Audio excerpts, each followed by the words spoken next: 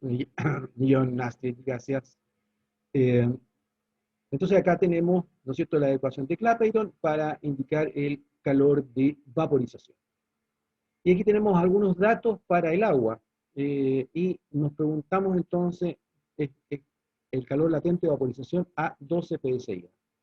Aquí tenemos la tablita, las presiones, aquí tenemos los 12 psi, ¿no es cierto? Aquí tenemos la temperatura en grados Fahrenheit, ojo, ¿no es cierto? Esto acá es temperatura absoluta, aquí tenemos en grados Fahrenheit, y aquí tenemos los volúmenes, ¿ya? Aquí tenemos los volúmenes del líquido y los volúmenes del vapor. Así que sacar el delta V, ¿no es cierto? Eh, va a ser sencillo porque básicamente vamos a despreciar el volumen del líquido, vamos a tomar solamente el volumen del vapor. Esto para sacar el delta V.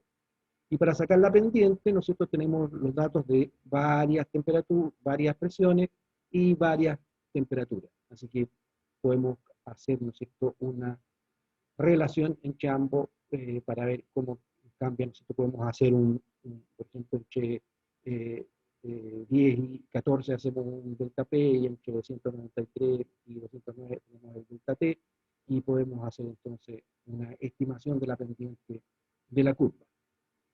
Así que nos vamos a hacer los cálculos y nos encontramos, bueno, esta es la tabla, digamos, de las condiciones en las que nos encontramos, pero esto no lo vamos a usar, sino que nosotros vamos a usar nuestra ecuación de Clapeyron, ¿ya? Entonces, el dP en dt lo estimamos de la tabla, ¿no es cierto? Como tenemos el delta P partido por el delta T entre 11 y 13 libras, ¿no es cierto? PSI, y acá lo hacemos entre 14 y 10 y nos da valores muy similares, 0,246, 0,245. El delta B tomamos a 12 PSA, ¿no es cierto?, los 32,4, que es el del vapor, y llenamos nuestra ecuación, ¿no es cierto? Tenemos el T, que, ojo, le sumamos los 460, ¿no es cierto?, para tener la temperatura absoluta. Tenemos el 32,4, que es el delta B, y sacamos la pendiente, y ojo, ¿no es cierto?, porque nosotros tenemos las presiones en PSI, que lo cual significa que estamos con pulgadas cuadradas, así que tenemos que multiplicar por 144 para que nos salga todo en pie, ¿ya? Entonces el resultado es, ¿no es cierto?, para una libra, pie, libra, fuerza, esa es la unidad de energía, ¿no es cierto?, por libra. Si lo dividimos por 777,9, nos quedan en BTU por libra. Y ahí tendríamos entonces este calor de vaporización, ¿no es cierto?, en esa condición, calculado con esta ecuación de Clapeyron. Tendríamos entonces ahí un ejemplo de aplicación de este Clapeyron. Después tenemos otra situación, tenemos un kilo de gas ideal, argón, que tiene un peso molecular de 40 y que tiene un calor eh, específico, ¿no es cierto?, a presión constante, sub P, ¿no es cierto?, de 0,515 kilojoule por kilo. Y se comprime en un pistón cerrado desde 1,1 bar a 27 grados Celsius y 27 grados, según la expresión PV elevado a 1,3. Aquí tendríamos, ¿no es cierto?, nosotros un proceso politrópico donde el N es 1,3, constante, hasta que la presión llega a 6,6 bar. ¿Ya? Calcule la temperatura final, el trabajo y el calor hacia o desde el pistón. Entonces aquí vamos a tener nosotros la posibilidad de aplicar todas las ecuaciones que ya hemos estado trabajando, ¿no es cierto? Vamos a tener la ley de los gases, el proceso politrópico, nuestro balance de energía, cálculo de energía interna en función de la temperatura, integral, ¿no es cierto?, de C sub B, de corta, de T, y cálculo del trabajo politrópico, donde habíamos estimado ya las formulitas. Así que aplicamos todo esto, ¿no es cierto?, para obtener las distintas variables. Así que nos vamos en orden. Tenemos el R, la constante de los gases, ¿no es cierto? Y entonces el kilo de gas que se comprime a cerrado, desde P1, 1,1 bar, nos vamos a la unidad internacional, 1,1 por 10 elevado a 5 pascal, ¿ya? Y el P2, 6,6 por 10 elevado a 5 pascal. El T1, 27 grados Celsius o 30 Kelvin. Así que tenemos todos estos datos iniciales y podemos aplicar entonces qué es lo que vamos a hacer cuando nosotros comprimamos PV elevado a 1,3 igual constante. Así que tenemos nuestra expresión, ¿no es cierto?, para el argón, el balance, ¿no es cierto?, de energía. Nosotros tenemos delta U es Q más W y Q va a ser delta U menos W. Aquí estamos aplicando el balance energía. Así que vamos trabajando en esto, ¿no es cierto?, con la ley de los gases. Tenemos que el kilo que tenemos, ¿no es cierto?, del gas dividido por 40 nos significa que tenemos 25 moles.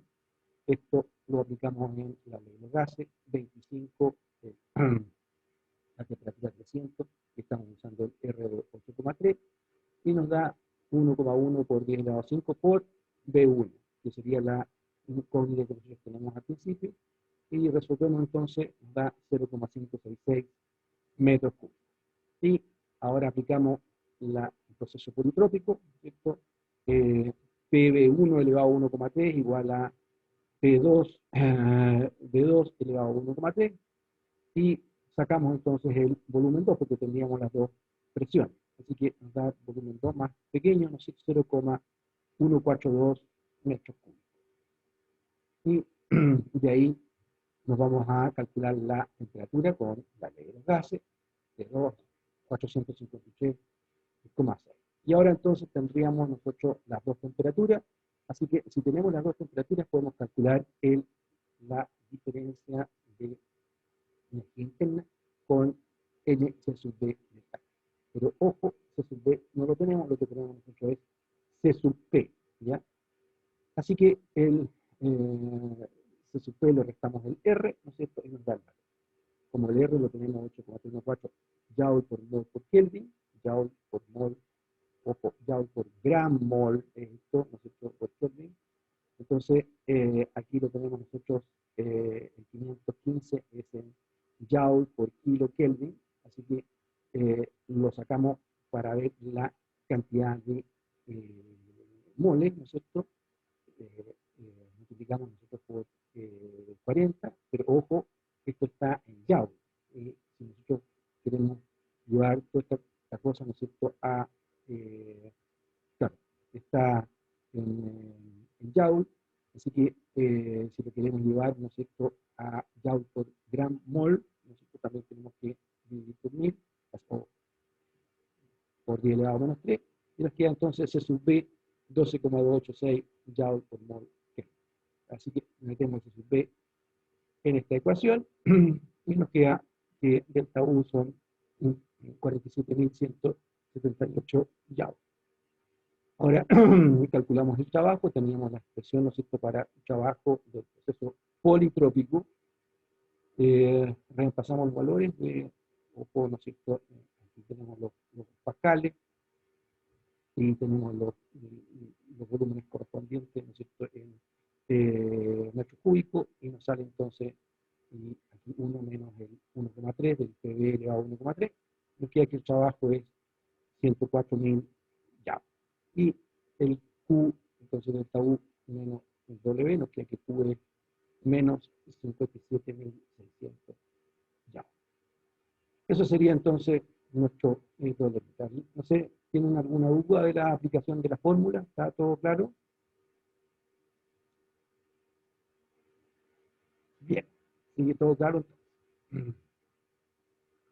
Y aquí vamos a tener un problemita para que hagan ustedes.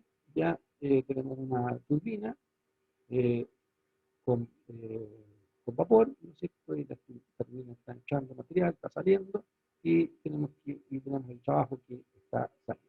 ¿Ya? Entonces, veamos los datos que tenemos de este programa. Una turbina que genera electricidad y que opera con estacionaria. Ojo, no hay acumulación, está estacionario, ¿cierto? Recibe vapor a 13,8 bar y con un volumen específico de 0,143 metros cúbicos por kilo. una energía interna de, esto es la entrada, de 2.590, ojo, kilojoule por kilo, y una velocidad de 30 metros por segundo. Le insisto en esto los kilojoules porque nosotros cuando aplicamos, ¿no es cierto?, los metros cúbicos, las presiones en pascal y todo eso, sale la expresión en joule. ¿Ah? Entonces, ojo que tenemos que multiplicar o dividir por 1000, ¿no es cierto?, para funcionar con las mismas unidades. El estado del vapor que sale de la turbina es presión 0,35 bar, disminuye la presión, ¿no es cierto?, por un específico 4,37 metros cúbicos por kilo, aumenta el volumen, energía interna 2.360 kJ por kilo y una velocidad de 90 metros por segundo. Se pierde calor a los alrededores a razón de 0,25 kJ por segundo. Si el flujo, o sea, la turbina no es aislada, ¿no es cierto?, sino que está perdiendo calor, si el flujo de vapor es de 0,38 kilos por segundo, indica la potencia de la turbina. Aquí tenemos la equivalencia de los bares, nosotros estamos en pascales, y aquí tenemos nuestra fórmula general de energía, que es lo que ustedes tienen que aplicar. ¿Qué es lo que estoy diciendo yo con que la situación es estacionaria? ¿No es cierto? Que nosotros tenemos este término no corto. Y aquí entonces tenemos en sentido positivo, ¿no es cierto?, la energía que está entrando, ¿no es cierto?, al sistema con su energía interna, energía cinética, energía potencial. Aquí van a tener que despreciar, ¿no es cierto?, este término de energía potencial, porque estamos hablando de un equipo, hay muy poco diferencia de altura entre uno y otro. Tenemos un calor, ¿no es cierto?, que es el que está indicado acá, calor de 0,25, nos estamos moviendo y tenemos nuestro trabajo de eje, que es la pregunta del problema, es el trabajo de eje. Trabajo de expansión y compresión no tenemos, y sí tenemos, ¿no es cierto?, PV, que es el trabajo de entrada al sistema, y PV, el trabajo de salida del sistema, que también ustedes lo pueden calcular, ¿no es cierto? Y ahí enviamos entonces todos los términos para que ustedes trabajen. Así que vamos a hacer un equipo de ustedes tres, ¿no es cierto?, para que hagan y resuelvan el problema, y les doy 10 minutitos al respecto. ¿Ya? Adelante.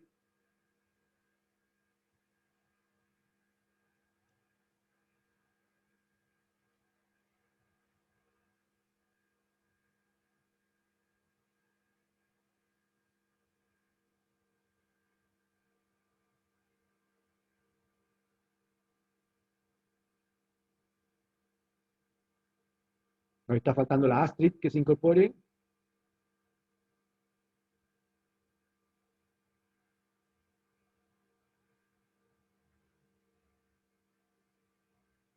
Bien.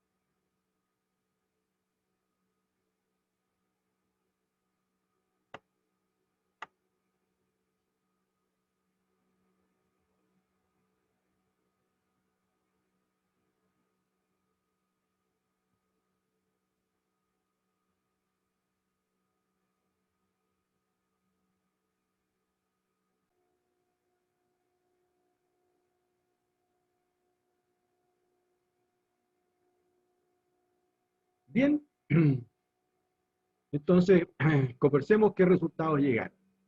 ¿Cuál fue, eh, Ignacio, cuál fue el trabajo o la potencia? Yo estaba muy perdido, la verdad, profe. Y, y algún otro, o Juan Pablo llegaste tarde, pero Astrid, Matías, No, yo tampoco. uy, Matías, ¿tú? No, igual me mareé con la fórmula, no sabía Ah, cómo bueno, hacerlo. ya. Entonces, bueno, aplicamos nosotros es esta la fórmula que, eh, digamos, es bastante directa y vamos a ver entonces aquí el cálculo, ¿ya? Lo primero sería una base de cálculo que a mí siempre normalmente digo está 1 kilo. ¿Por qué? Porque hay muchos de los cálculos que funcionan bien con una unidad de masa, ¿ya? Y al tener, ¿no es cierto?, el sistema estacionario, tenemos que el lado izquierdo, ¿no es cierto?, vale 0, y tenemos energía interna que está entrando, el trabajo de flujo que está entrando, el P1 de 1, y la energía cinética que está entrando, y por otro lado tenemos lo mismo de lo que está saliendo, y todo esto, ¿no es cierto?, más el calor, más el trabajo. Así que esta es la expresión por la cual vamos a resolver. Y aquí tenemos entonces la, eh, la energía interna de entrada, ¿no es cierto? Y aquí tenemos el PV, aquí, ojo, ¿no es cierto?, multiplicado por 10 a la 5 para tenerlo en pascales. Tenemos el volumen y lo dividimos por 1000 para que esto nos salga en kilojoule. Después tenemos la energía cinética, donde tenemos la velocidad al cuadrado medio, ¿no es cierto? Y también dividido por 1000. Y tenemos todo el otro lado. Y después tenemos, ¿no es cierto?, la situación de el calor. Y el calor que se está perdiendo son 0,25 por segundo. Y como por segundo están pasando 0,38 kilos, dividimos por 0,38 para sacar por kilo. Y eso nos da finalmente entonces el trabajo. Y aquí entonces despejamos el trabajo, nos da menos 267 kilojoules por kilo, y para sacarlo por segundo, ¿no es cierto?, la potencia que estamos trabajando, como están pasando 0,38 kilos por segundo, multiplicamos por 0,38, nos da que la potencia son 102,6, menos 102,6 kilowatts. O, ¿no es cierto?, el trabajo que hace el sistema hacia afuera, por eso es con signo menos, ¿no es cierto?, 102,6 kilowatts. ¿Ya? Entonces, ¿qué es lo que serían las cosas que tuvieron problemas ustedes? Cuéntenme que, o está todo claro.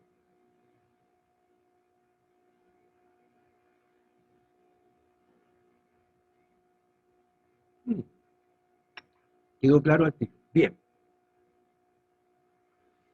Y ahora nos cambiamos de materia sustancialmente, ¿ya? Y nos vamos a trabajar las reacciones químicas.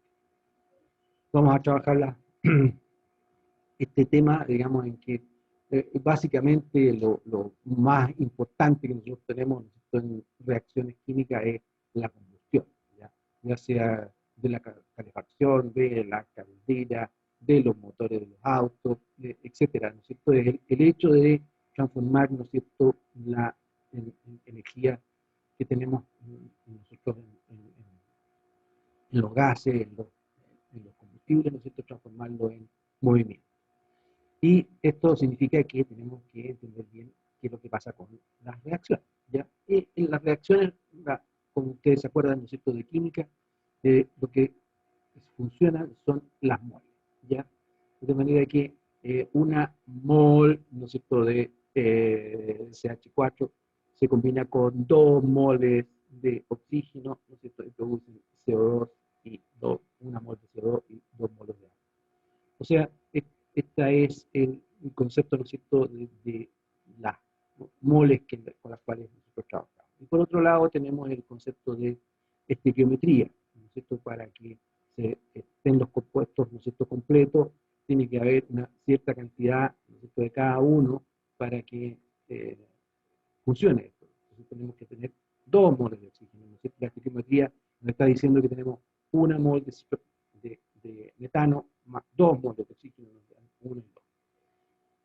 Entonces, si tenemos la combustión del carbono, ¿no es cierto?, nos podemos nosotros ir hasta monóxido de carbono y nos genera una cierta cantidad de calor. Después el monóxido lo podemos quemar, ¿no es cierto?, y nos da una cantidad de calor adicional. La reacción total va a ser el carbono más el oxígeno, nos da, ¿no es cierto?, el dióxido de carbono, y ahí nos da el máximo calor. Esta situación, ¿no es cierto?, también, aunque no sea práctica, nosotros podemos eventualmente, ¿no es cierto?, al CO2 quitarle medio oxígeno y transformarla en monóxido. Bueno, la reacción, ¿no es cierto?, podemos hacerla funcionar hacia un lado o hacia el otro lado, dependiendo de las condiciones que tengamos, ¿ya? Si tenemos la combustión de hidrógeno, una mol de hidrógeno más media mol de oxígeno nos da una mol de agua. Y si estamos hablando, ¿no es cierto?, de presiones, de volúmenes, etcétera, nos vamos a encontrar con que en el caso de los gases ideales, ¿no es cierto?, si nosotros los consideramos como gases ideales, todos estos que están reaccionando, vemos que si tenemos 1 metro cúbico de hidrógeno, esto significa, ¿no es cierto?, la cantidad de moles que nosotros tenemos acá en el metro cúbico. Como en este otro caso tenemos media mol nomás, vamos a tener medio metro cúbico. Y si se genera 1 mol de vapor de agua, vamos a tener 1 metro cúbico, ¿ya? O sea, tenemos unas relaciones, ¿no es cierto?, en los gases entre uno y otro. Y aquí tenemos el calor, ¿no es cierto?, de esta reacción, ¿no es cierto?, que es una reacción exotérmica, aquí está el signo negativo, es una reacción exotérmica y que genera estos 285,8 kilojoules por hora.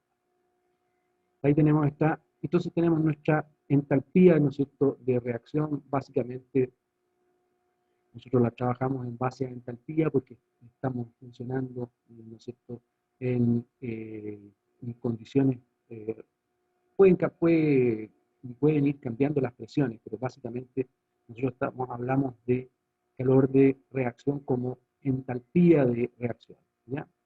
Entonces aquí tenemos un ejemplito que es la formación de etanol, ¿ya? Entonces tenemos el grafito más el hidrógeno más el oxígeno y nos da el etanol.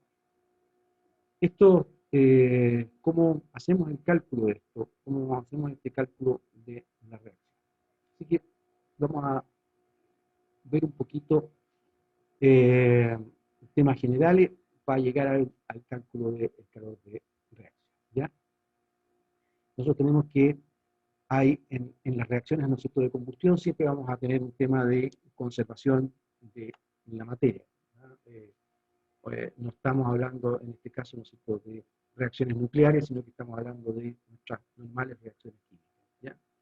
Y vemos que en el caso, ¿no es cierto?, de los combustibles, nosotros vamos a tener el máximo rendimiento energético, ¿no es cierto?, si tenemos la oxidación completa. Eso es lo que a nosotros más nos interesa, obtener el máximo rendimiento de nuestra reacción, ¿ya? Por otro lado tenemos la estequiometría, que es la cantidad de materia, ¿no es cierto?, proporcional de acuerdo a la reacción química, ¿ya? Esto es la base, ¿no es cierto?, de nuestro cálculo, ¿no es cierto? Por ejemplo, nos da la cantidad de aire para quemar una determinada cantidad de combustible. Nos da la cantidad y composición de los gases productos de la combustión. ¿Cierto? Vamos a tener nuestro CO2, vamos a tener el agua, y pueden haber otras cosas también de acuerdo a la reacción que nosotros estemos trabajando, ¿ya? Así que si nosotros tenemos, ¿no es cierto?, un hidrocarburo que va a estar representado por una cantidad de carbono, una cantidad de hidrógeno, M y N, ¿ya? lo vamos a mezclar con oxígeno y para que la combustión sea completa, ¿no es cierto?, la cantidad de oxígeno va a estar dada por la cantidad de moles que vamos a hacer de CO2 y la cantidad de moles que vamos a hacer nosotros de agua, ¿ya? Así que ahí tenemos nosotros la cantidad de oxígeno que se va a estar juntando, que va a ser N más M cuartos, ¿ya? La cantidad, ¿no es cierto?, de oxígeno requerido, ¿ya? Aquí tenemos, por ejemplo, el metano, CH4, N es igual a 1, M es igual a 4, así que nosotros vamos a tener, ¿no es cierto?, N es 1, N es 4, así que vamos a tener 2 oxígenos.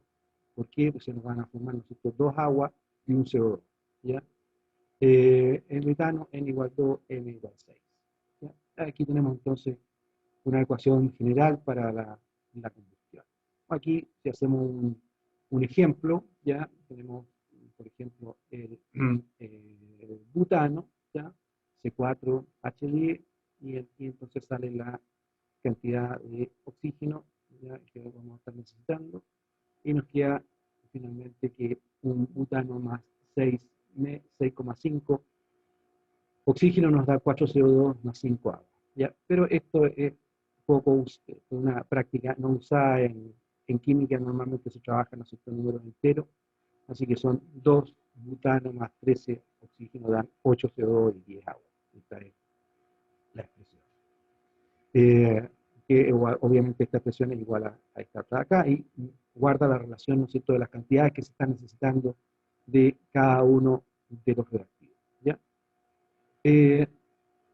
Como habíamos conversado, ¿no es cierto?, los gases, tenemos nosotros la situación de que los gases se comportan, ¿no es cierto?, en cuanto a un volumen determinado, y nosotros lo normal que tengamos en combustión no es que estemos usando oxígeno, sino que estemos usando aire, ¿ya? Así que tenemos, por un lado, nuestra reacción, ¿ya? Y la reacción, ¿no es cierto?, va a estar dada en metros cúbicos, un volumen, ¿no es cierto?, de oxígeno, que va a ser con respecto al volumen del hidrocarburo en base a esta relación de acá, ¿no es cierto? Nosotros vamos a tener esta cantidad mayor, ¿no es cierto?, si tenemos un metro cúbico, ¿no es cierto?, del hidrocarburo, vamos a tener N más M cuartos metros cúbicos de oxígeno. Pero por otro lado, el oxígeno está metido en el aire, y en el aire el oxígeno tiene un porcentaje de volumen de 21%. O sea que el volumen de aire va a ser igual a 4,76 veces el volumen del oxígeno, ¿ya?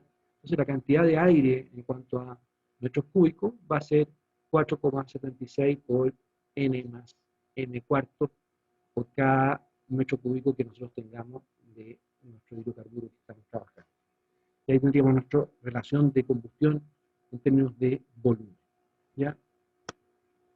Si hacemos, ¿no es cierto?, el caso del metano, nos vamos a trabajar en equipo, ¿ya? Y ustedes tienen aquí una formulita, y entonces indique, ¿no es cierto?, el volumen de oxígeno por volumen de metano, y indique también el volumen de aire por metro cúbico de metano, ¿ya? Así que nos vamos a trabajar en equipo, vamos a hacer eh,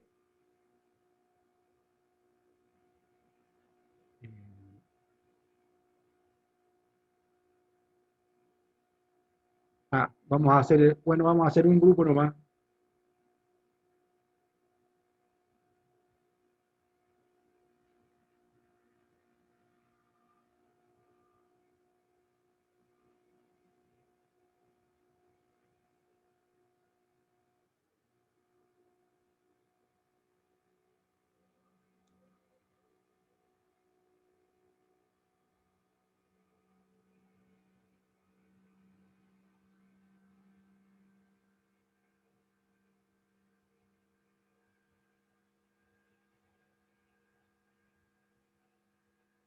Astrid, vas a participar.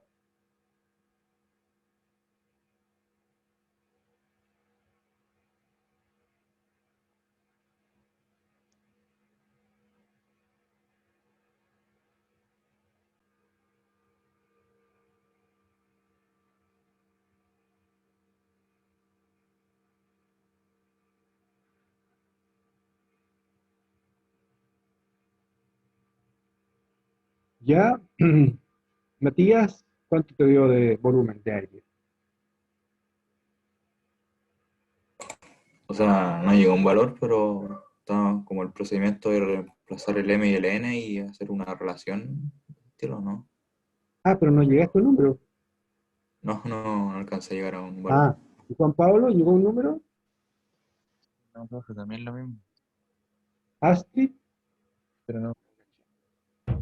Me pasó lo mismo. uy, escucha, pero este era era ver el M y el N y sacar la relación. Bueno, será,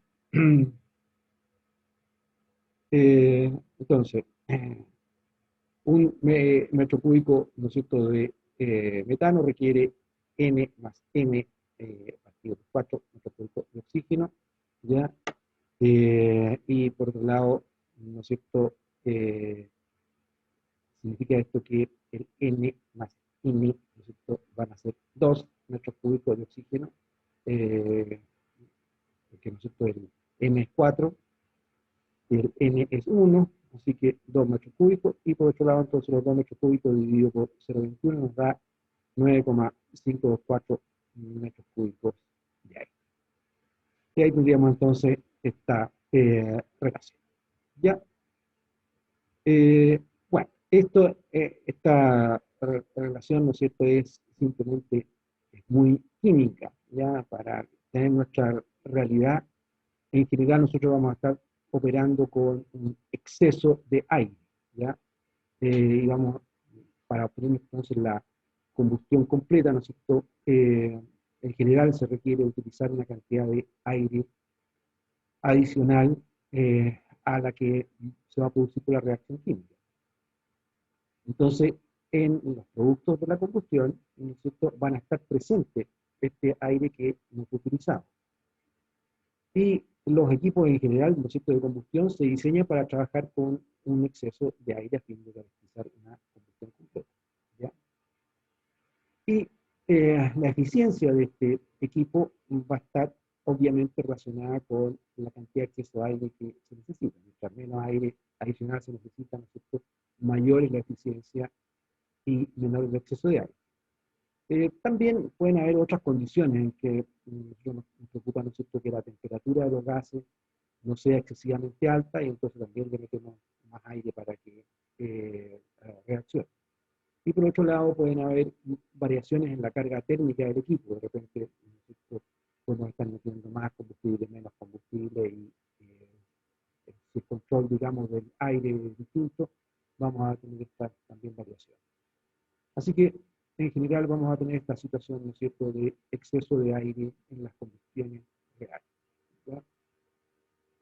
Por otro lado, ustedes han visto, ¿no es cierto?, cuando la cocina está funcionando bien, tenemos una llama chiquitita, bien azulita, y si tenemos problemas, ¿no es cierto?, de aire que están usando, la combustión no va a ser completa, entonces vamos a tener una llama más grande, más amarilla, ¿no es cierto? Ahí tenemos entonces nuestra reacción, ¿no es cierto?, con el propano que se está quemando, ¿no es cierto?, está generando el CO2, pero aquí tenemos el propano está quemando y está generando monóxido, ¿ya? O sea, estamos trabajando con una cantidad de oxígeno inferior y estamos entonces obviamente aprovechando peor nuestro combustible, ¿ya? Entonces vamos a tener situaciones que vamos a tener un reactivo limitante. Básicamente las reacciones, el reactivo limitante va a estar dado por el reactivo más caro que nosotros tengamos, el que tenemos que sacarle el máximo provecho. En el caso de la combustión, el combustible, obviamente, ¿no es cierto? Y vamos a tener todo esto relacionado estequiométricamente. Vamos a tener, por otro lado, más barato, el aire, la combustión, ¿no es cierto? Este va a ser un reactivo en exceso. Y siempre vamos a tener esta mitad de la conversión, que realmente quemamos todo el combustible. El humo atrás del auto, ¿no es cierto? Sale un humo o sale un color completamente claro, transparente. Hay una conversión ahí, ¿ya? Y la combustión obviamente es una reacción exotérmica, pero tenemos todas las reacciones que estamos formando material, que son en general reacciones endotérmicas, ¿ya? Aquí tenemos un equipito de laboratorio para hacer la medición del calor de reacción, ¿ya? Y básicamente lo que tenemos acá es un equipo en el cual se hace la combustión y la combustión se mantiene a una temperatura constante con un fluido de servicio. Y el cambio entonces de energía del fluido de servicio, al estar absorbiendo, por ejemplo, el calor de combustión, el cambio de energía del fluido de servicio nos da el calor de reacción que tenemos, ¿ya?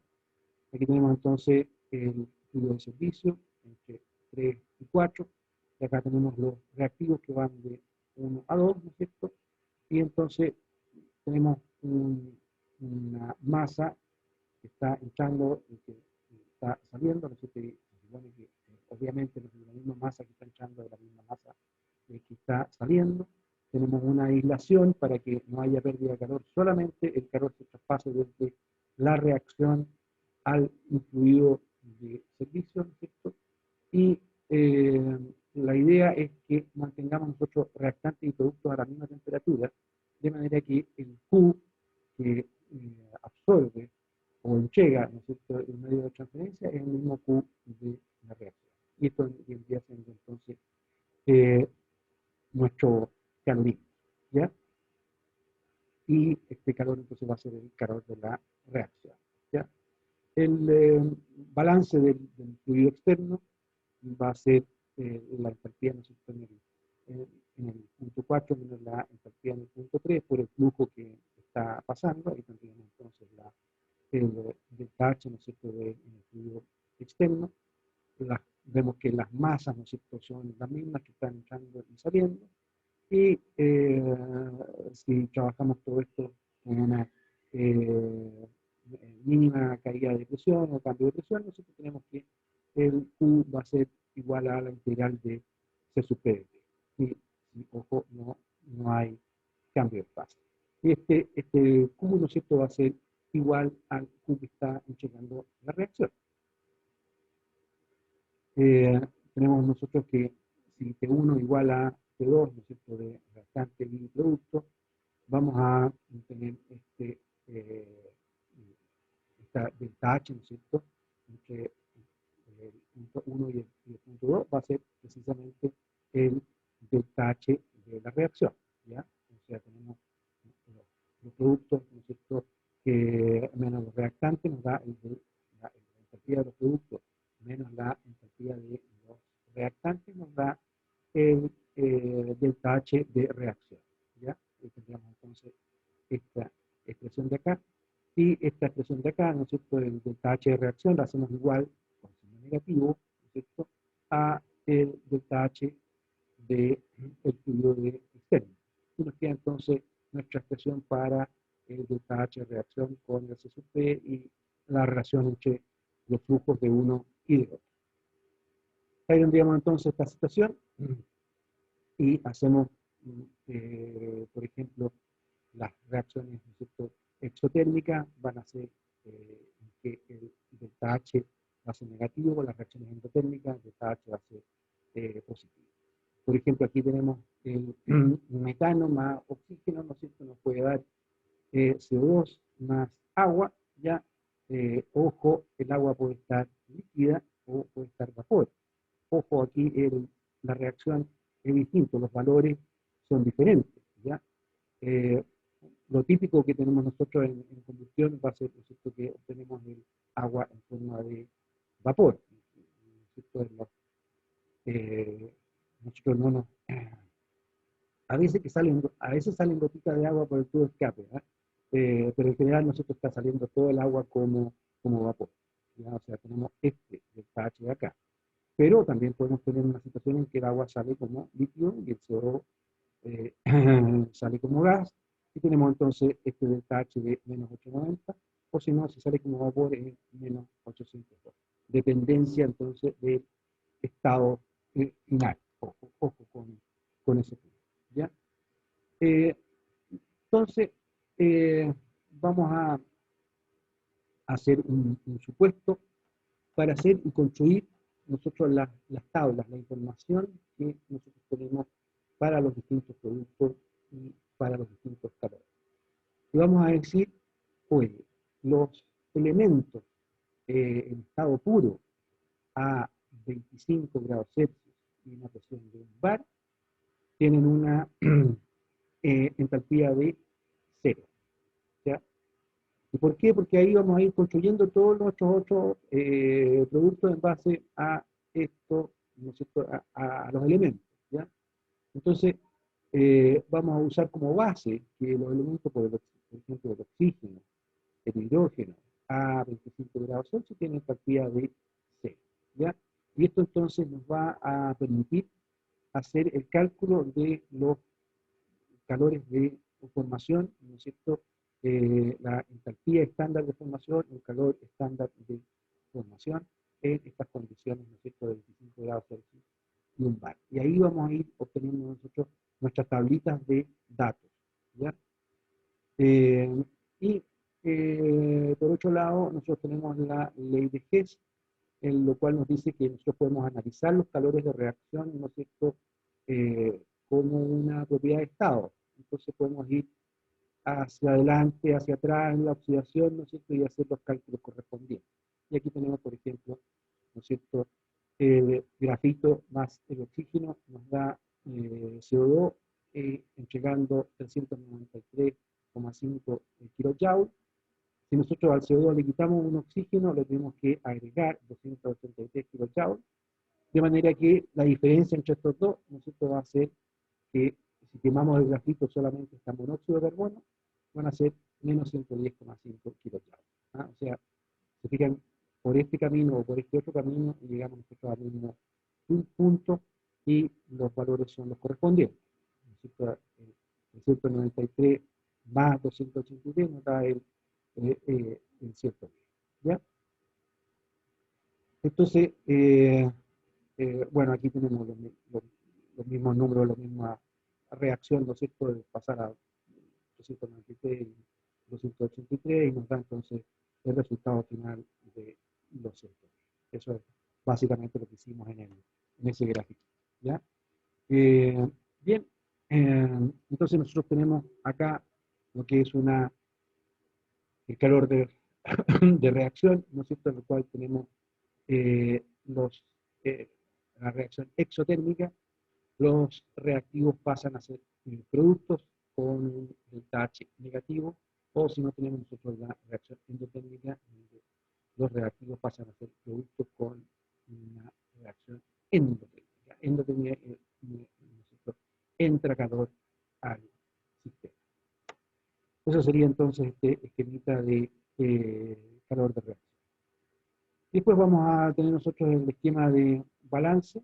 Sin embargo, esto ya me gustaría tocarlo en la clase del lunes, ya de esta parte del calor de reacción.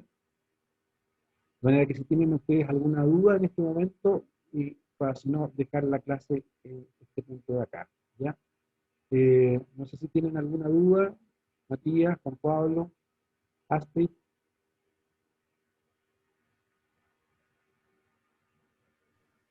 No, profe. ¿Estamos todos claritos? Bien. Bueno, Sí, creo que sí. ok. Entonces, oye, que tengan un rico fin de semana, que esté muy bueno, y nos vemos nuevamente el lunes. Espero que compensen a algunos de sus compañeros que vengan a la clase. ¿Ah? Ya. Chao, chao. Ya, profe. Cuídese harto. Chao, profe, que Eso esté es lo que bien. estoy haciendo. La Chao. profe. Ya. Chao, chao.